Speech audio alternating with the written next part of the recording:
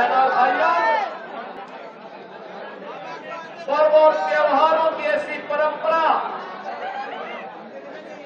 दुनिया के पास किसी भी अन्य देश में, किसी भी अन्य जाति मत या मजहब के पास नहीं, जितनी समृद्ध परंपरा सनातन धर्म के पास है। सनातन धर्म की ताकत ही हमारी आस्था है और आस्था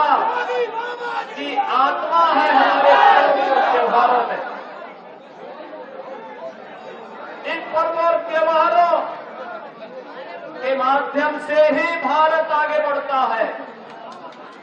पूरे देश के अंदर उत्तर से दक्षिण तक, पूरब से पश्चिम तक वर्ष भर उत्साह और उमंग के साथ इन उत्सवों के साथ जुड़ने का अवसर भारतवासियों को प्राप्त होता है। और इसीलिए तो भारत की पौराणिक गाथा इस बात को कहती है कि दुर्लभम भारते जन्म मानुषम तत्र दुर्लभम, यानी भारत में जन्म लेना दुर्लभ है और उसमें भी मनुष्य के रूप में जन्म लेना और मनुष्य के रूप में भी सनातन धर्मावलंबी बनकर के जन्म लेना और भी दुर्लभ है। और ये आपने देखा होगा, जो लोग सनातन धर्म को कोसते थे, जो लोग कोसते थे, उन्होंने सनातन धर्म की भी और भारत की सामर्थ्य भी प्रयागराज महाकुंभ के माध्यम से देखी। 66 करोड़ से अधिक श्रद्धालु एक साथ एक घाट पर आकर के, त्रिवेणी के महासंगम में आकर के महास्नान का पुण्य का भागीदार बना है।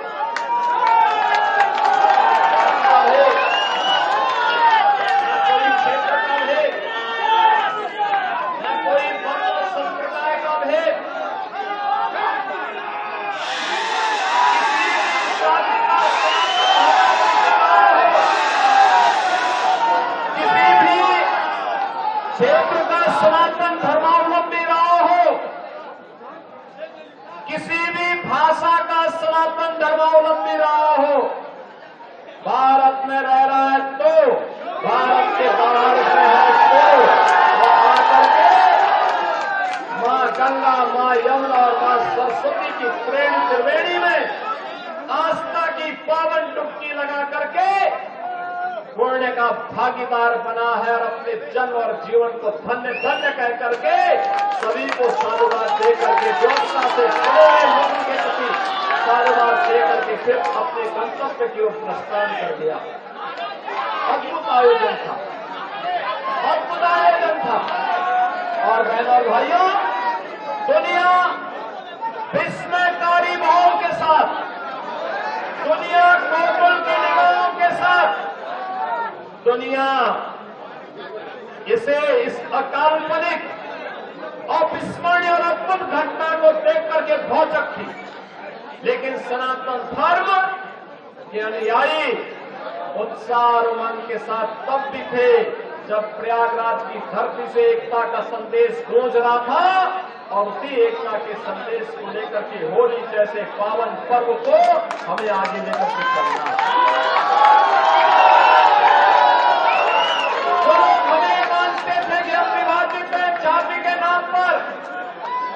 छूआछूत और अस्पृश्यता के नाम पर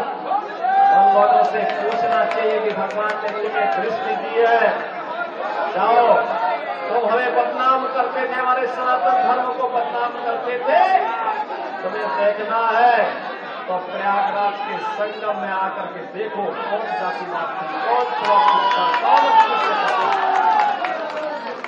वहां तो राष्ट्राध्यक्ष हो या एक सामान्य गांव का निवासी, वहां पर कोई बड़ा सा बड़ा धर्माचार्य रहा हो, या गांव में निवास करने वाला एक सामान्य योगी, सन्यासी,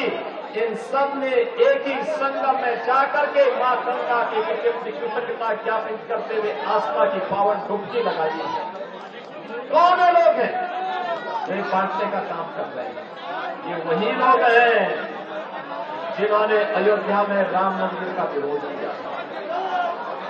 ये वही लोग हैं जो गौ तस्करी में लिप्त थे और गौ हत्यारों को प्रश्रय देकर के उन्हें सत्ता में भागीदारी बनाते थे। ये वही लोग हैं जो बोलते हैं कि भारत कभी विकसित भारत नहीं हो सकता। बहनों और भाइयों, इन लोगों की मंशा देश के प्रति, सनातन धर्म के प्रति जग जारी रहे,